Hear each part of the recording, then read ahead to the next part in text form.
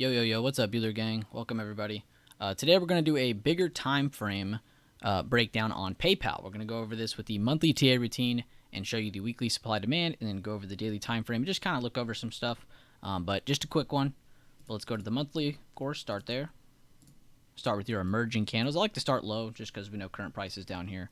So we can start way down here if we want to at 43. And again, you're just marking the closes of all these green candles because they're the first time prices ever gotten here. We think of them as barriers, stopping points, good levels to mark, though. We call them emerging candles. Good things to mark. Undo that one. Whoops. If you're wondering how I'm clicking these so quickly, you can just go to this, settings, and then go to, where am I at? Oh, right here. Snap drawings to OHLC, then click apply, then click OK, and then you can click the close as quick as you're seeing me do it. Move over. Again, another emerging candle, another emerging candle. I'm just going to keep grabbing them until I stop.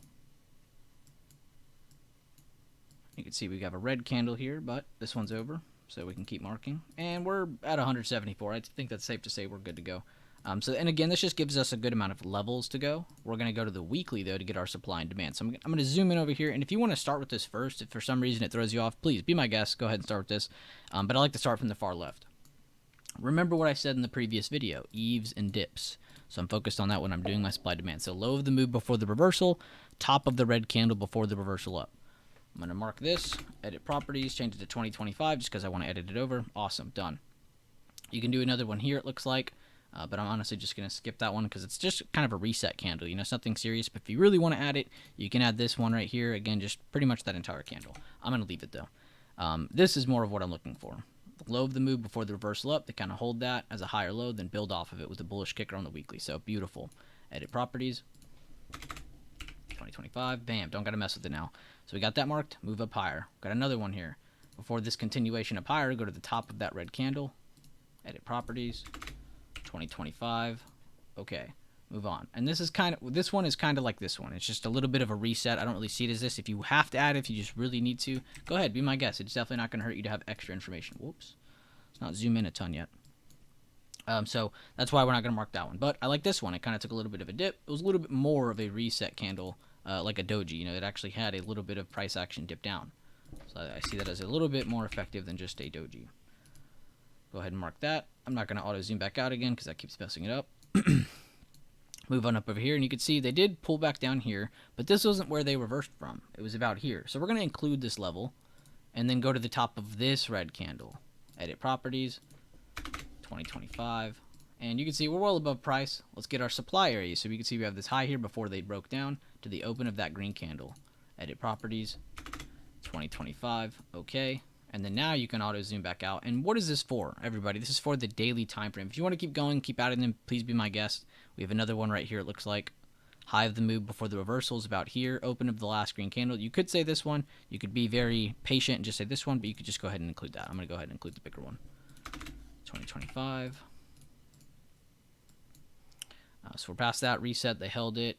Do this one if you want. Yeah, you can see how we're doing this, though. What you're looking for, though, are patterns with positioning. So you're going to go to the daily time frame, and this is where you're looking for good bearish patterns to hit resistance, bullish patterns to hold support, good rounding moves, soldier patterns. You know, you got a bullish kicker into a soldier, beautiful pattern right there. A bearish kicker after multiple seller candles saying, hey, we're tired, and then you got a real seller candle, then a bearish kicker from a good area. Again, so you're looking for a pattern with positioning, and really good practice that I love to do is just going over the charts, just going left to right. Look at them, look at the ranges, look for bearish patterns here, look for bullish patterns here until it is big, until it's part of you, until it's part of your muscle memory. So what do we have here? Inverted hammer, good breakdown to support. They hold it with this piercing line, build base, hold it with a doji, they make it back up. Dark cloud cover steps in, they're back to support. Bullish engulfing, they hold a higher low, they're back up to top of the range, at least in this area. You can see over here, bearish engulfing steps in, they're above supply. Next day opens lower. This again might indicate they want to try to test bottom of the range. Again, not saying they're going to break it or push lower. Again, just saying they want to test the bottom of the range. You really are just focused on the range here.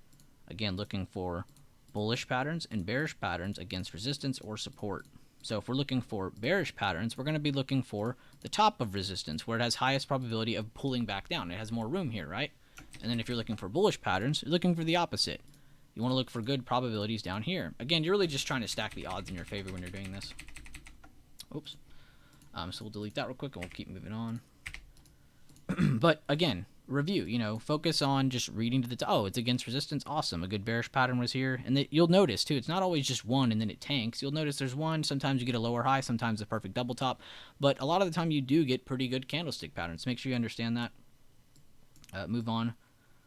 Go to the far right here. Let's just check out some of the recent price action. We can see they've been cascading. You can see all the different price action, again, leading up to resistance, rejecting, and maybe not getting you in here, but a second time seeing this, okay, I like this a little more, giving you more confidence. Again, adding more things to the trade to say that you like it more. What do we have here? Holding as support, they make it up to resistance, almost a 3 white soldier.